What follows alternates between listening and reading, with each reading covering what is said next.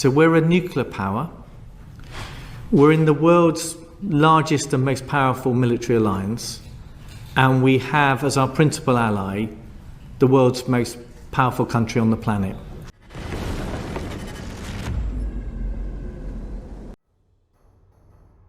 Russia has lost over 1 million troops since the start of the full-scale invasion of Ukraine.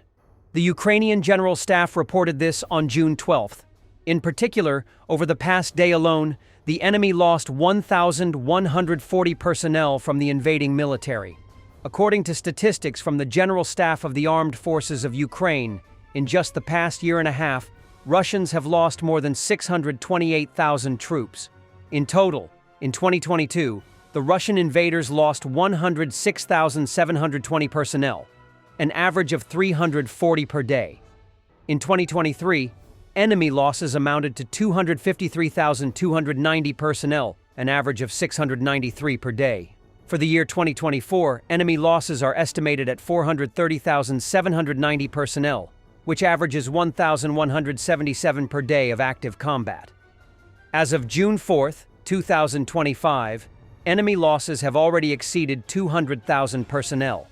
On average this year, the enemy has been losing 1,286 troops daily, the General Staff reported. Ukraine's General Staff of the Armed Forces first released enemy loss statistics on March 1, 2022. At that time, it was reported that 5,710 invaders had been eliminated and 200 captured. The high combat intensity complicated the count. On March 2nd, the total losses of Russian military personnel rose to 5,840, with confirmation of 130 invaders eliminated in a single day. Already the next day, after data clarification, enemy losses were reported at 9,000 troops. Among the most effective days for the Ukrainian Defense Forces, the following were noted. November 28, 2024. Enemy losses amounted to 2,030 military personnel in one day, according to the General Staff's report on November 29. December 19, 2025, 2024, 2,200 invaders neutralized, General Staff report dated December 20th, December 29th, 2024. 2,010 invaders neutralized, General Staff report dated December 30th. As of June 12, 2025, the Goryushko Project, which analyzes social media posts by relatives of the deceased and obituaries in the media, has identified by name 114,000 killed Russian soldiers. This figure does not include Ukrainians illegally mobilized by Russia in the temporarily occupied territories of Donetsk and Luhansk, those who died away from the front line or from wounds while already in the rear, or foreign mercenaries. The crew of a Shark reconnaissance drone from Ukraine's Shadow unit located and adjusted artillery fire on a Russian Novodchik-2 UAV system. The unit shared a video of the operation on its official Telegram channel. The footage shows Ukrainian Defense Forces units targeting the control station of the system with kamikaze drones, resulting in the vehicle catching fire. Then, Russian servicemen left their shelter and gathered around the burning equipment, attempting to extinguish the fire. At that moment, a shell, likely fired from a HIMARS system, exploded nearby, resulting in casualties among the enemy personnel. Due to multiple drone strikes and damage from rocket shrapnel, the station is likely beyond repair and no longer operational. The main component of the Novodchik-2 UAV is the control station, which manages UAV flight operations, processes the collected data, and automatically transmits it to combat control systems. Real-time information is transmitted to platforms such as the CRUS, Reconnaissance Command and Communication System, the Unified Tactical Level Command and Control System, and the Automated Command and Control System for Special Forces units. The system is specifically designed to support the operations of tube artillery battalions and multiple launch rocket systems. Its control station interfaces with 4 types of UAVs. Granite 1 and Granite 2 are lightweight, man-portable drones with electric motors, intended for short-range reconnaissance. Granite 3 and Granite 4 are heavier UAVs powered by gasoline engines, offering greater range and longer flight duration. The first stage of the return of wounded and seriously ill servicemen of the Ukrainian Defense Forces from Russian captivity has taken place. This was informed by President of Ukraine Volodymyr Zelenskyy. It is reported that this exchange took place within the framework of the agreements reached in Istanbul.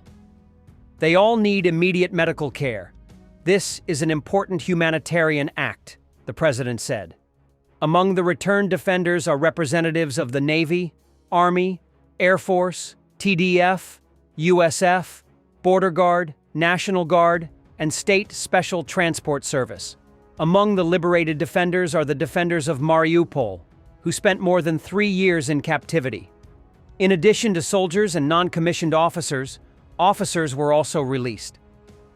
The Coordination Headquarters for the Treatment of Prisoners of War detailed that all of the released soldiers have serious injuries and serious illnesses: amputated limbs, vision problems, abscesses, infections, trauma, shrapnel wounds, and chronic diseases. Some of the liberated soldiers were diagnosed with hepatitis and tuberculosis. The returned defenders will be taken to medical centers to undergo all necessary examinations and sent for further treatment and medical rehabilitation. All those released will be provided with the necessary assistance, their documents will be restored, and they will be paid the appropriate financial support for their stay in captivity. For security reasons, the exact number of people released will be announced after the exchange is completed. Earlier, on June 9th, Ukraine returned the first group of military men under the age of 25 from Russian captivity. Russia lured African farmers by fake job adverts, then sent them to fight against Ukraine, the Telegraph reports. 36-year-old Jean Onana from Cameroon came to Moscow after seeing an advert for job at a shampoo factory, but almost immediately found himself on the front lines. Along with other migrants from Bangladesh, Zimbabwe, and Ghana, he was detained and told that there would be no job, only a contract with the Russian army and deployment to the front. Of the 9 people in the bunker, he was the only one to survive, and he was taken prisoner by the Ukrainians. Another African, 25-year-old Malik Diop from Senegal, said he was recruited to wash dishes in Luhansk for $5,700 a month. But a week later, he was already on the front line with the weapon. After seeing dead people in the forest, he deserted, and 2 days later, he was captured. But not everyone is as fortunate as they are. In recent months, social media in Cameroon has been flooded with dozens of posts about missing African men who had joined the Russian military. Some posts are then updated to say that the person was killed. One popular account has already counted 67 Cameroonians who had been killed. The situation is so serious that in March, the authorities have tightened restrictions on soldiers leaving the country. This is due to the high salaries promised by Russia, over $2,000, while salary of Cameroonian private is an average of $90 per month. UK Chief of the Defense Staff Admiral Sir Tony Radakin. So, we're a nuclear power, we're in the world's largest and most powerful military alliance, and we have as our principal ally the world's most powerful country on the planet.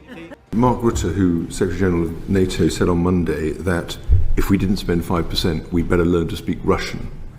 Is that a view you agree with? I'm so tempted to say niet.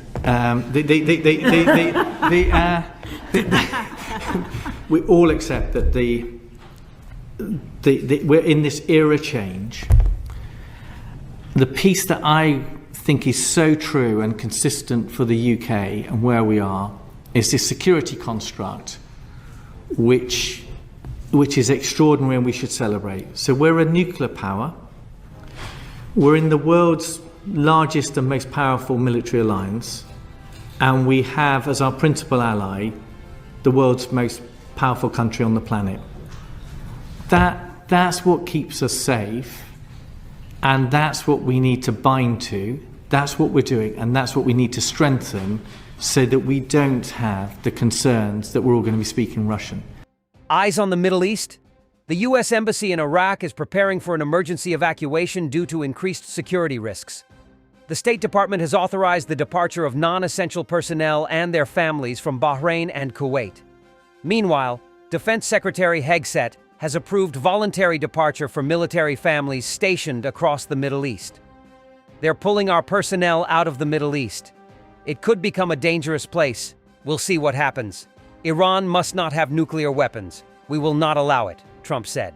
Give us an update on Iran. Because you're in charge. Say it again. Yes, a question from Newsmax. Could you provide an update on Iran? We're hearing reports that U.S. personnel are being moved out of the region within striking distance.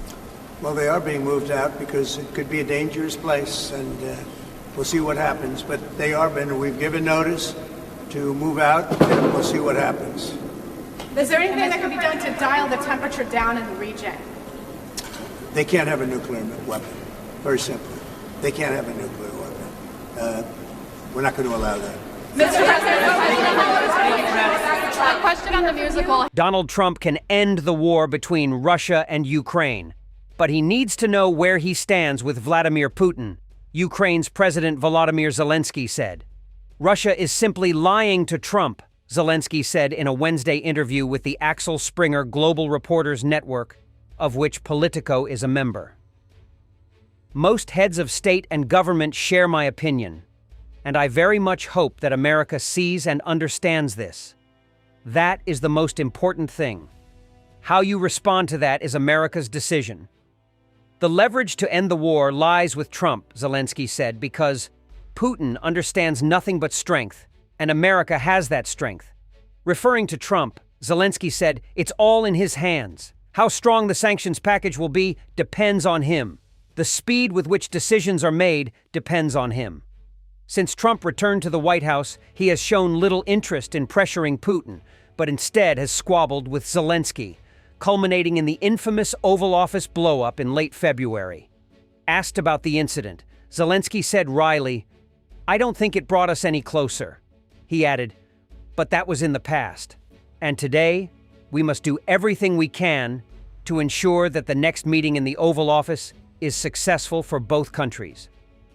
The U.S. and Ukraine have resumed constructive dialogue, including a one-on-one conversation between the presidents at the Vatican in April, which was friendly, Zelenskyy said.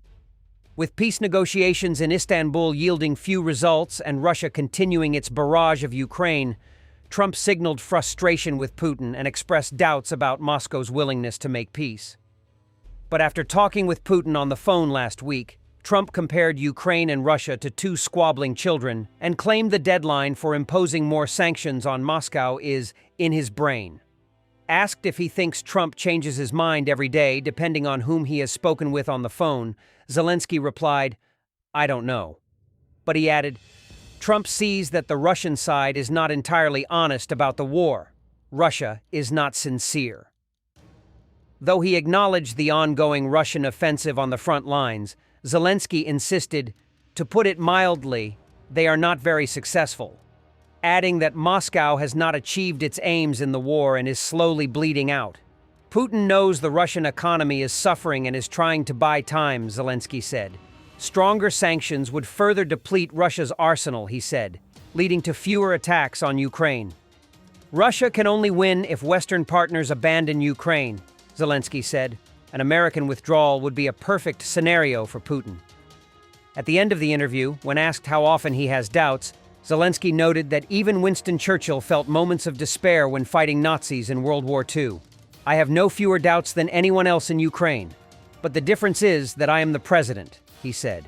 "So until the end of the war, I will never show any moments of weakness, and I will never share my dark days with anyone." Thanks for watching, and don't forget to subscribe. Also, if you want to support Warthog Defense, please become our member and get early access to new videos, exclusive members-only videos, and become administrator in comment section. The membership link is in the description. Rescues